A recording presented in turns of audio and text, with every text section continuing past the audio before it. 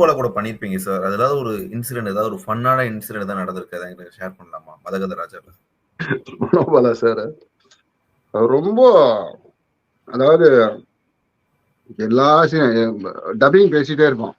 நம்ம நேரா உள்ள வருவாரு.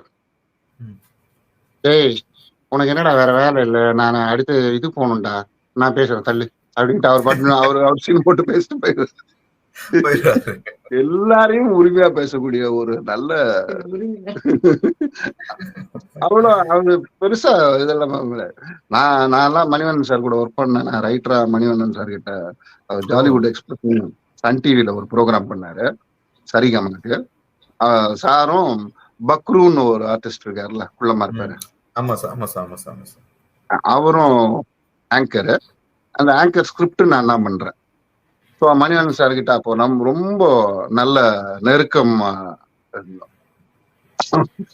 ரொம்ப இயல்பான மனிதர் மணிவண்ணன் சார். அவர் மணிவண்ணன் சார் வந்து ஒரு பக்தி மயத்தோட பார்ப்போம். ஏன்னா டைரக்டர் கோபுரங்கள் சார்வதுல இருந்து எல்லா படமும் அமைதி படையெல்லாம் அப்படியே என்ன டே மணி பாடாங்க அப்படின்னு அவ்வளவு உரிமையா பழகுறாரு. ஆமா மனோபாலா சார் நம்மள கூட டேய் வாடா அப்படின்னு வரா, யாரா இந்த ஆளு நம்ம முன்ன பின்ன தெரியாது, அவர் பெரிய டைரக்டரா இருக்கலாம், என்னடா வாடான்றாரு அப்படின்னு நினைச்சுப்போம். ஆனா அவர் வந்து இயல்பாவே ரொம்ப அன்பான மனுஷன் மனோபாலா சார்.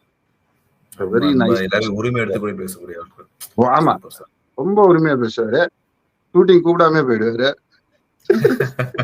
என்னடா இந்த படத்துல நான் இல்லையா அப்படின்னு கேட்டு நடிச்சுக்குவாரு. ஒன்னும் பிரச்சனை இல்லை. அந்த அளவுக்கு உரிமை எடுத்துக்கூடிய. ஏன்னா வந்து அவர் சீனியர் மோஸ்ட்டுங்க. அவரு மணிவண்ணன் சார்லாம் பாரதி ராஜா சார் கிட்ட இருந்து எல்லா ஃபீல்டுல எவன் இன்னைக்கு முதல் தடவை சினிமா எடுக்க வர வரைக்கும் தெரியும் அவருக்கு. ரொம்ப இயல்பான மனுஷன், ரொம்ப அன்பான மனுஷன்.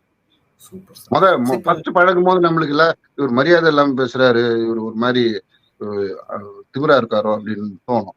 ஆனா அது இல்ல, அது ஒரு மென்மையான மனுஷன்.